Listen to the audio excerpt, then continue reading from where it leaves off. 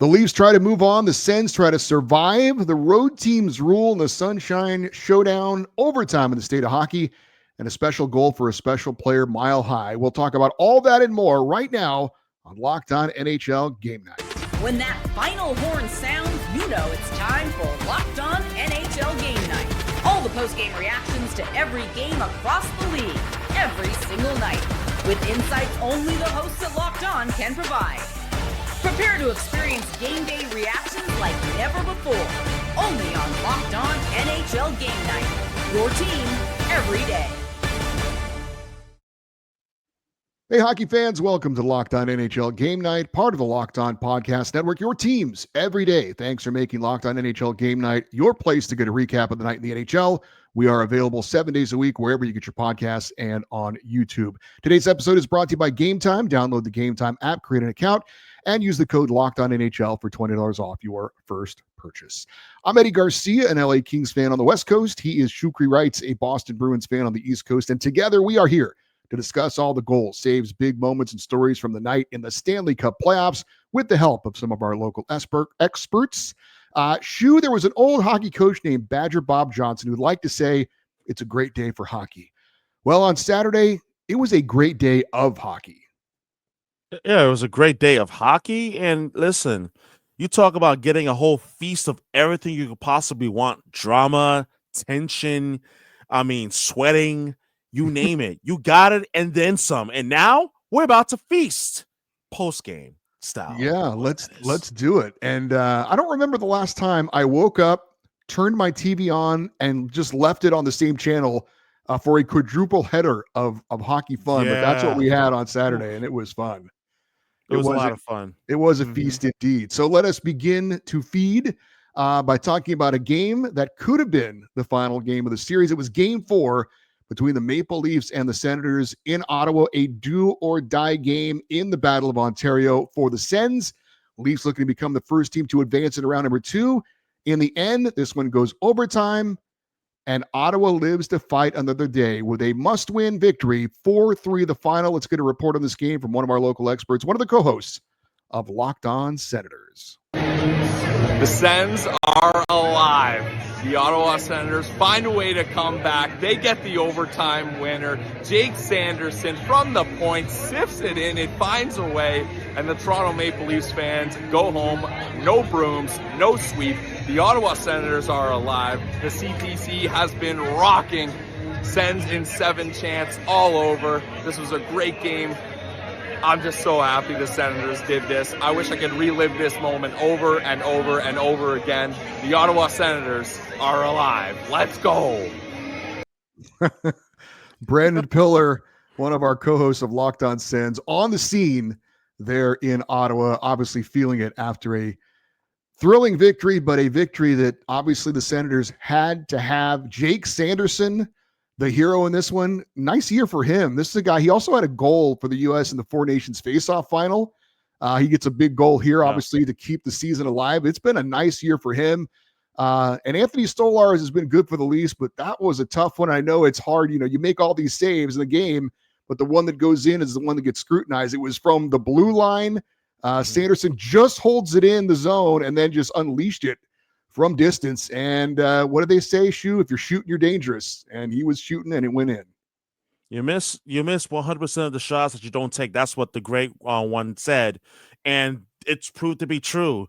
Jake Sanderson took the one shot in which that the Senators absolutely needed to save their season. And did it ever go in at the most perfect time? And the reality is this.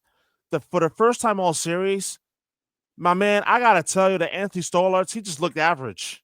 He looked average tonight. He did not look like his dominant self as he looked in the first 3 games. And you know something else as well?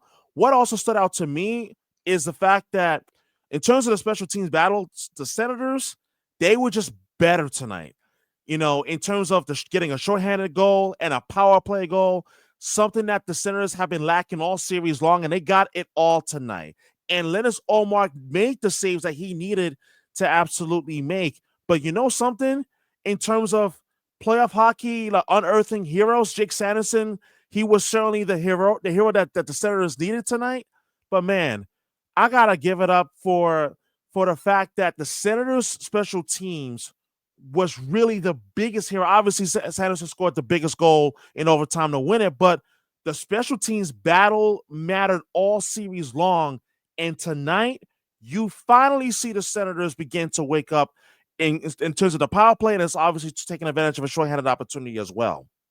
And if you're the Toronto Maple Leafs, you can't take anything for granted. Yes, you're still holding a commanding 3-1 series lead, but you never want to give another team life when you can eliminate them. And Ottawa's still alive for another game. And the Leafs had their chances in this one, a double minor in overtime. And the Sens were able to kill it off. Now, John Tavares was hurt. He wasn't out there, but still plenty of weapons with Marner and Matthews and Nylander on the ice for them to get that done.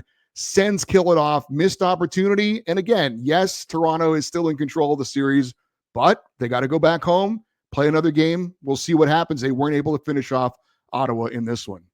And you know what's funny? I was watching the game especially during that 4-minute double minor penalty, that power play that Toronto had, and I was saying the Maple Leafs are about to win this game. I literally was saying this to myself on repeat. The Maple Leafs, they're about to score on this 4-minute power play. No reason why they won't convert on this 4-minute power play. Chris Tanev gets a stick to the face. He's bleeding. And I'm like, listen, Senator season's done. But once we got halfway through that 4-minute mark, that 4-minute power play that Ottawa had to kill, and Toronto was just not capitalizing on their chances, I said, uh-oh. The penalty kill for the Senators finally coming to life. And then also, and that's what actually saved their season, that 4-minute power play that I was so convinced that Toronto was going to have, because they had their first power play unit by and large for most of that 4-minute point period. I'm telling you, it was one of those things where you felt the momentum shift. You know the old saying, and you've seen this time and time again, Eddie, when your team makes a big penalty kill, it changes the momentum of that particular game. And did it ever for Ottawa tonight? And look, I've got no dog in the fight here, but I was rooting for the Senators. You know, as a hockey fan, you don't want to see these series end quickly. You want them to go on. And this was the only series that had a possibility of a sweep. So we've now been assured with Ottawa's win, there will be no sweeps in the first round, which is great for hockey. I mean, especially for a team like Ottawa, who's waited so long to get in the playoffs. For them to get swept in the first round would seem like, like there was no accomplishment this year. So I know it's just one win. They'll live to fight another day, but I think it was an important win for the Senators, not for just the obvious to keep their season alive, but to have some good feeling. And it was on home ice as well to give their fans a little something after being out of the playoffs for so long. They're not going to get swept. They get the win and they're still alive. And that's what matters. And now the series shifts back to Toronto for Game 5. And it's going to be interesting to see how do the Maple Leafs respond, because now they don't want to go back to Ottawa. They do not want to go back to Ottawa. Exactly. Right? Because here's what's interesting. And Leaf fans, you may throw Rotten Tomatoes at me, but I could care less. But here's the thing. For once, the Maple Leafs, they're not the ones coming back from 3-1 down. They're up 3-1.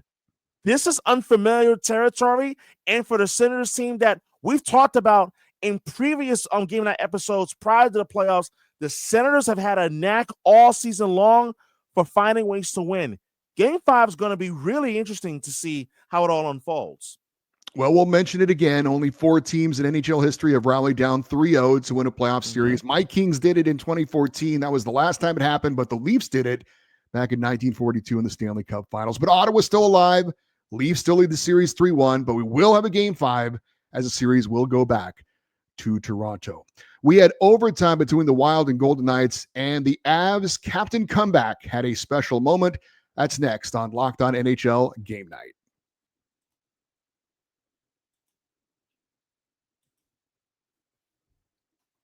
Hey, did you know that Fire TV is also an Xbox? Turn any TV into your gaming and entertainment hub with Fire TV Stick 4K devices. No console required. Just grab your paired controller, subscribe or sign into Xbox Game Pass Ultimate with EA Play included, and you're ready to play. Dive into hundreds of premium titles from EA Sports College Football 25 to Call of Duty Black Ops 6 to Avowed, as easy as you stream your favorite shows. It's gaming made simple, and it's all on your Fire TV. With 4K streaming, you can watch more than 1 million movies and TV episodes from your favorite subscribed services like Netflix, Prime Video, Disney Plus, Max, and more. Head to Amazon.com/Fire TV Locked On to get started. Xbox Game Pass Ultimate subscription and comparable controls required. Available on select devices, including Fire TV Stick 4K 2nd Gen, Fire TV Stick 4K Max 1st and 2nd Gen, and Fire TV Cube 3rd Gen. All right, up next, we've got Game 4 in Minnesota. The Wild hosting the Golden Knights. A bit of a surprise so far in this series. The 7th seed Minnesota leading the 2 seed Vegas 2-1. I don't know if this was a must win for Vegas as much as it was for Ottawa, obviously. It wasn't an elimination game, but still a very, very big win for Vegas. They needed to get it on the road, and they would get it 4-3 in overtime. Let's get a report on this one from one of our co-hosts of Locked On Golden Knights. Vegas Golden Knights won an OT thriller on Saturday afternoon. What's up, everybody? Chris from Locked On Golden Knights here. What a game for the Vegas Golden Knights. They found a way to mount a third period comeback. Ivan Barbashev is the hero in overtime. Mark Stone with a nice little cue shot off Tomas Hertl's shin pad. Took one for the team, got bloodied, and the captain helped will the Vegas Golden Knights to victory. If you paid attention to our special Saturday edition of Locked On Vegas Golden Knights, I told you to stay positive. I gave you the reason to stay positive. I told you why the sportsbooks indicated the Vegas Golden Knights could get back into this game.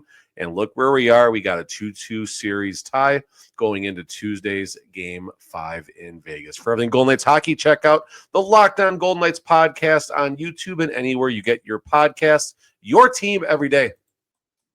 All right, and thanks to Chris Golick, one of the co-hosts of Locked On Golden Knights.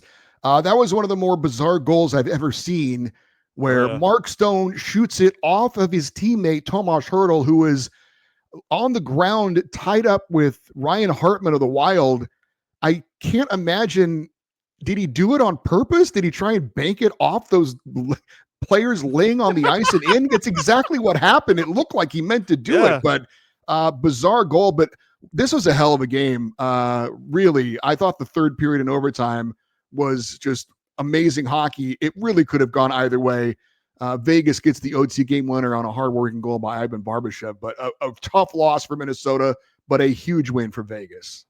Oh, absolutely. And I want to touch on Tomas Hertl real quick, because when I saw him, it looked like he made that tackle. It was a tackle on the ice. I was like, wait a minute. Did you just tackle? I know the NFL draft is this weekend, but Minnesota fans will be saying he tackled him. That's for sure. Yes. Yeah. I thought that was a tackle. And I was like, what the heck? But in all seriousness, though, if we're going to talk about the game, and as well as like the perspective that I take away from it, is the veterans on the Golden Knights. They were absolutely huge in this game. Starting obviously with Ivan Barbashev, but what I absolutely thought was amazing to see was that you saw that the core group of this Vegas Golden Knights team that won the cup just 2 short years ago, they didn't panic, even when they were trailing going into the third period. And by the way, the Wild, they had won all 31 regular season games in which they took lead into the third period. And they were the only team in the league that not blow a second period lead. And guess what happens? Poof, gone until it was gone. And you know something?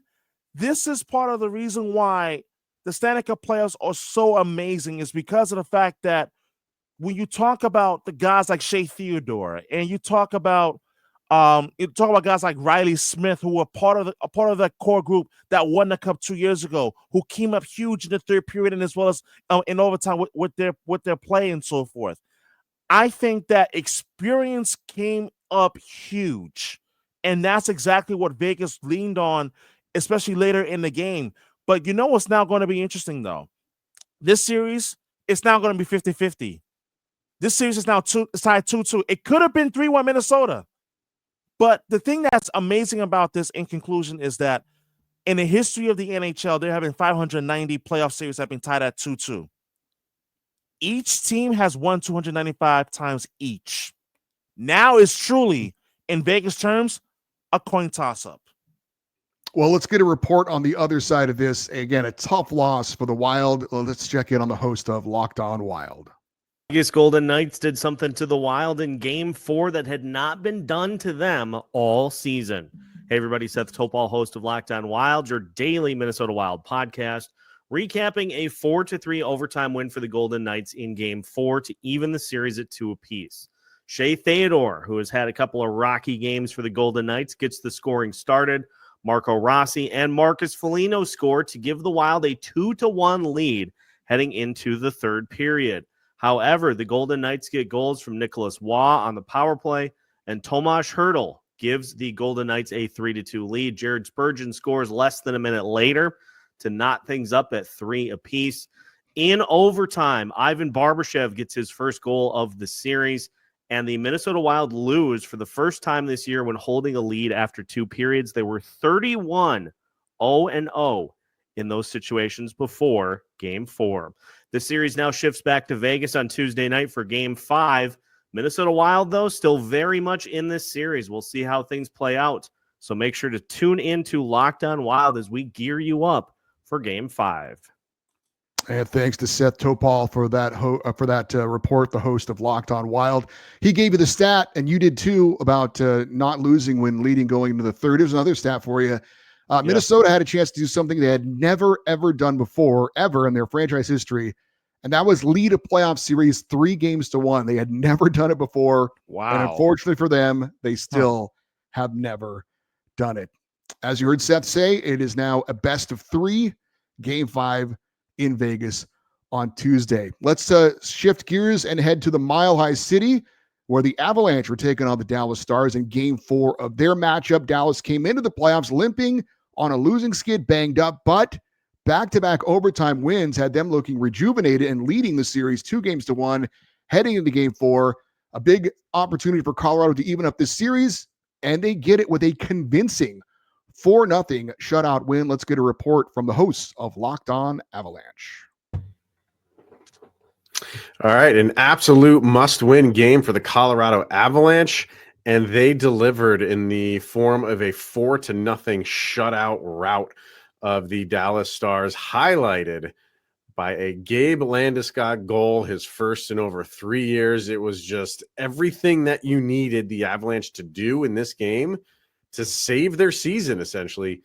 They did it. This was dominant from beginning to end, Kyle.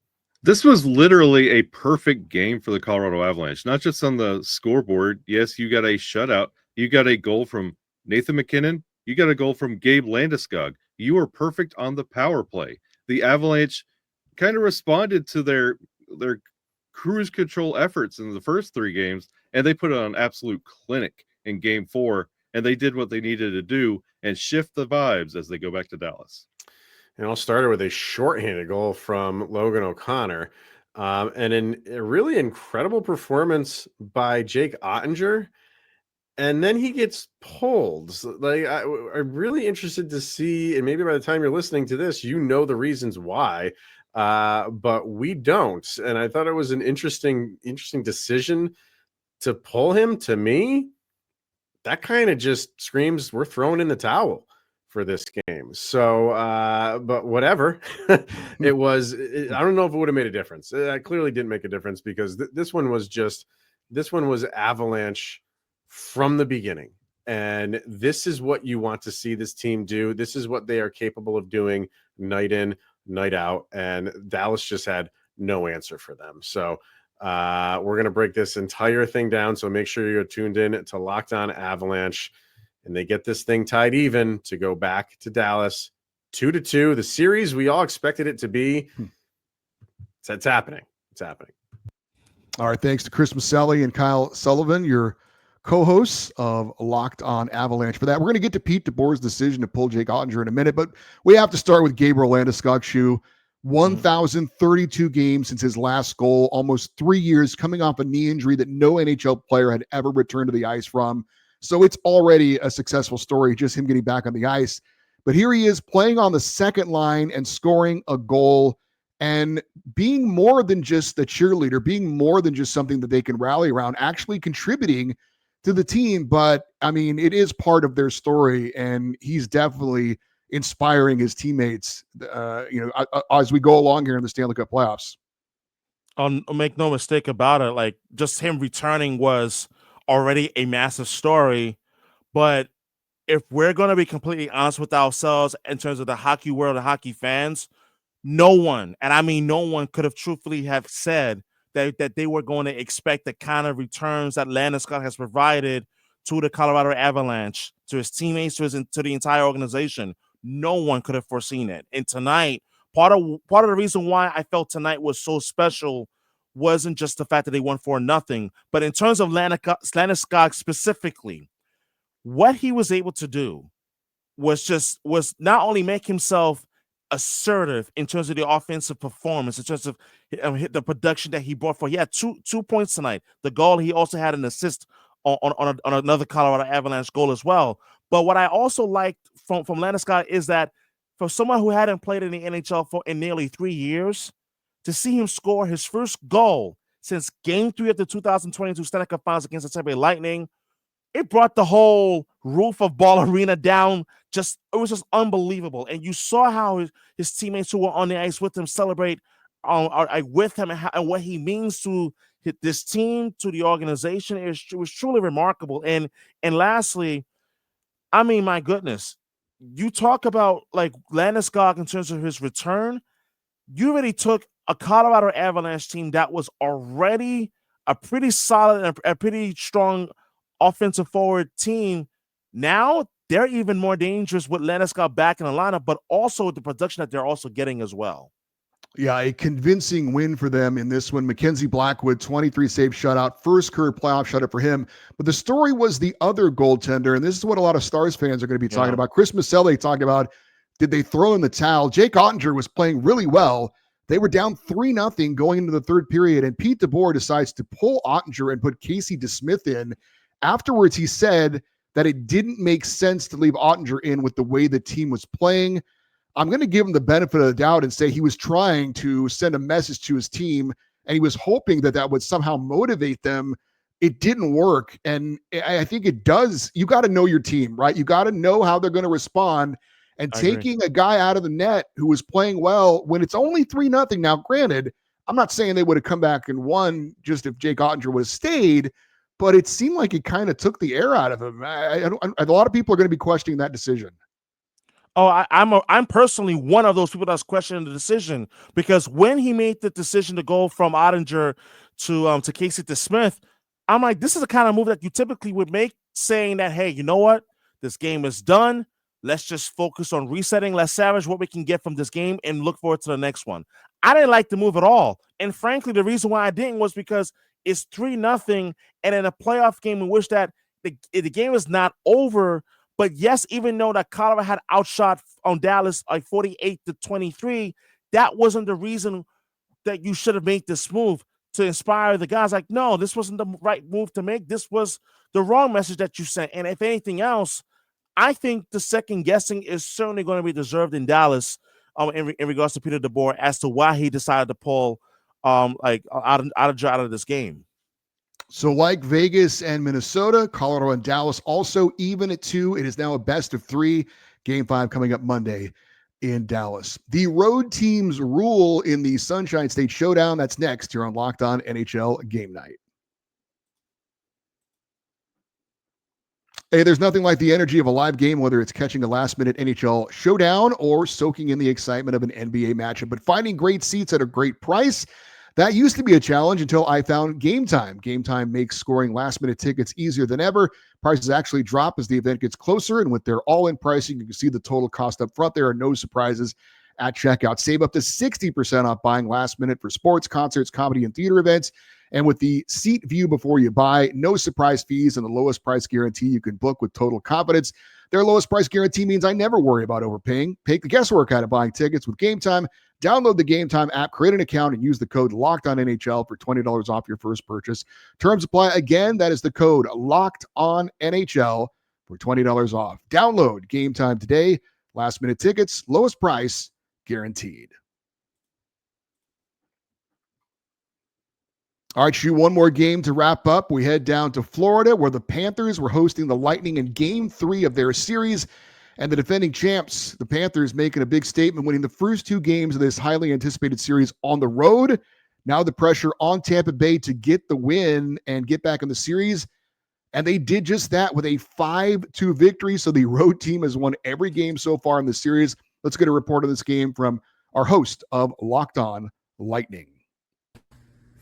Finally, a playoff victory for the Tampa Bay Lightning. And this just seemed like a game where everything the Lightning needed to go well went well. The first line stepped up, took the leadership role, and helped the Lightning to a 5-1 victory over the Florida Panthers. Jake Guentzel is now 6th all-time in goals per game in the postseason. Continues to show why he was the best pickup of the offseason. And the Lightning only gave up a 3rd-round pick for their left wing. And, of course, Nikita Kucherov just continued to dominate, as he is now 7th all-time in multi-point games in the postseason. And this was just exactly what the Lightning needed. I said they'd be cooked if they lost both games at home, and they got a must-win game number 1. Still, no home team has won a game in this postseason series between the Lightning and the Florida Panthers. The Lightning will get Brandon Hagel back for game number 4, which is going to be a huge plus. And they should be playing against the Panthers team minus Matthew Kachchuck, who has led the team in points so far this playoffs. Because if Hagel got 1 game for his hit on Barkov, Kachchuck definitely sent a more venomous hit towards Guentzel, who had 2 goals already at the time. And there was just no way that was a clean hit. Guentzel did not have the puck, and that was clearly just retaliation for Guentzel scoring more goals than the Panthers team on Saturday afternoon. But the Lightning really have seemed to put themselves back in this series, and hopefully they've set up for a game 4 where they can tie it up in Sunrise. All right, and thanks to Josh Sperber, the host of Locked On Lightning, for that report. Pretty convincing win for the Tampa Bay Lightning. As I mentioned, the road team winning every game so far in the series. So it's been a very unpredictable series, but let's get right into the big topic. And certainly Josh brought it up, and we know he's the host of Lightning, the Lightning show. So we know where he's coming from it, but we talked about this after game 2, after the hit by Brandon Hagel on Alexander Barkov. I asked you, do you think that he'll be suspended? You said you didn't think so, but you wouldn't be shocked if he was. I agreed with you. He ends up getting the 1-game suspension. So I ask you, with that in mind, does Matthew Kachchuck get a similar 1-game suspension for his hit on Jake Guentzel? 100%, yes. And the standard was already set when the NHL decided to suspend Brandon Hagel for that 1 game. You have to do the same with Matthew Kachchuck as well. There's no question. So if anything else, I would be surprised if the NHL didn't, but I fully expect Kachchuck to be suspended just for that 1 game, because you can't do it to one player on one team and not do it for the other. And once the standard has been set, it's very difficult to just suddenly now backpedal without it being a bad look in terms of the NHL player safety office. So in my opinion, I expect Kachchuck to at least get a 1-game suspension, if anything. Yeah, I agree with you. And maybe if this wasn't consecutive games and the same series where it just happened, maybe they don't do it. But how can you suspend a player on the other team the previous game, and then the next game another player does a very similar hit and you don't suspend him? I can't see them doing that. So I agree with you. I think Matthew Kachchuck is going to get suspended for game number 4. And boy, after 2 wins by the Panthers on the road, they now a 2-1 lead, and Matthew Kachchuck, who's been great for them the postseason, if he doesn't play, suddenly this thing is swinging a little bit. I'm not saying it's in favor of the series, is in favor of Tampa Bay, but we're talking about just for game 4. Yeah, a big opportunity for the Lightning if Kachchuck doesn't play to even up this series. Oh, absolutely. And I really couldn't agree more, because also I want to add to that point there. People have seemingly forgotten how monstrous Andrei Vasilki can be in the Stanley Cup playoffs. Yes, he was pedestrian last season during the 2023-2024 season. He was average. Make no mistake about it. This past season, you saw him at times, find the old Vaz that we saw during the Tampa Bay Lightning's dominance on those 3 straight years that went to the Cup final, winning back-to-back in 2020 and 2021. in today's game, game number 3, what I saw that I liked from Vasilevsky was the fact that after he allowed the opening goal to Matthew Kachchuck, he just settled in. He didn't panic. And I think that was absolutely huge because in games number 1 and 2, Vasilevsky did not look like the Vasilevsky of old. And to also add to that point too, how important has Jake Guentzel been for the Tampa Bay Lightning team? Massively important. Because here's the thing. When Steven Stamkos departed in free agency, I thought that them getting Jake Guentzel was going to be critical, not because of the regular season, but because of his playoff performances in the past with the Pittsburgh Penguins. And you're seeing it again now. His ability to be clutch, and he was clutch yet again this afternoon, coming up huge in a game that the Lightning needed to win. So you talk about a couple of clutch performances by Vasilevsky and again by Jake Guentzel. No surprise there. Right now, things are looking good for the Lightning to potentially tie the series in Game 4 on Monday night. All right, let's take a quick check of the playoff bracket after Saturday's action. And things are getting tight. Nice to see. You've got Dallas and Colorado even at 2-2, Vegas and Minnesota as well. Winnipeg's got a 2-1 lead on St. Louis, and LA a 2-1 lead on Edmonton in the West. Over in the East, Ottawa staying alive, trailing in that series, though, 3-1, but living to fight another day. Florida still leading Tampa Bay 2-1. Washington up on Montreal 2-1, and Carolina leading New Jersey 2-1. It's been a lot of fun in the Stanley Cup playoffs so far, and we still have some more action coming up on Sunday. 4 more games. You've got Jets, Blues, Hurricanes, Devils, Capitals, Canadiens, and Kings, Oilers. It was a fun Saturday shoe. Enjoyed it. Enjoyed talking about it with you. As for you guys watching this and listening to this, you got a taste of some of our local experts. Make sure you check out Locked On Show from your favorite NHL team to get the latest news and reactions. I'm Eddie Garcia. He's Shukri Wrights. Thanks for listening and watching Locked On NHL Game Night, part of the Locked On Podcast Network, your teams every day.